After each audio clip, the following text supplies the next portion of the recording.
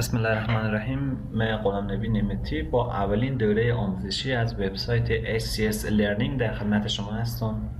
در طی این دوره آموزشی قصد دارم که شما رو با مفاهیم اصلی برنامه‌نویسی اندروید آشنا کنم. و قبل از اینکه وارد مفاهیم اصلی شما میخوام معرفی کوتاهی از اندروید داشته باشم که اندروید چی است، از چه کامپوننت ها و چه لایه های تشکیل شده و تا جای امکان سعی میکنم که هر یک از کامپوننت هایی که در ساخت اپلیکیشن های موبایل رول عمده را دارند به صورت مختصر معرفی کنم. و اما اندروید چی است؟ اندروید سیستم عامل اوپن سورسی است که در سال 2009 اولین نسخه آن معرفی شد که این سیستم عامل برای اسمارت فون ها، تبلت ها، تلویزیون ها و ساعت ها ساخته شده که این سیستم بر پایه لینوکس و قابلیت پشتیبانی از وای فای، بلوتوث، SQLite، OpenGL، GPS و انواع و اقسام فایل های میدیا مثل MP4 و MP3 داره.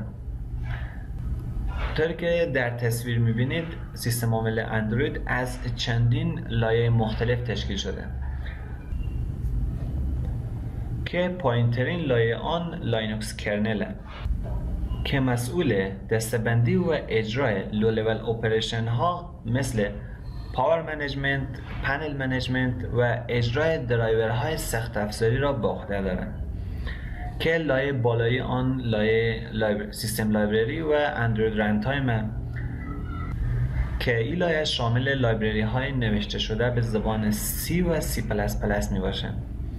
مثل لپسیک، OpenGL، SQLite، WebKit و غیره و غیره. و اندروید رن تایم هم شامل کور لایبرری های جاوا و دالویک ورچوال ماشین باشه که این لایه مسئول اجرا و تبدیل کدهای جاوا به کدهای ماشینه که در این لایه ابتدا کدهای جاوا به بایت کد تبدیل میشه و بعد توسط دالویک ورچوال ماشین بایت کدها به پسوند .txt تبدیل میشه و بعد از اون اجرا میشه که در لایه بالایی آن لایه اپلیکیشن فریمورک قرار داره. این لایه شامل کامپوننت های ریوزبلی است که تقریبا برای همه اپلیکیشن ها استفاده میشه که ما با عنوان برنامه نویس برای ساخت اپلیکیشن ها از این لایه استفاده میکنیم مثل اکتیویتی منیجر برای منیج کردن و مدیریت اکتیویتی های اپلیکیشن، ویندو منیجر برای مدیریت کردن پنل ها و پنجره ها،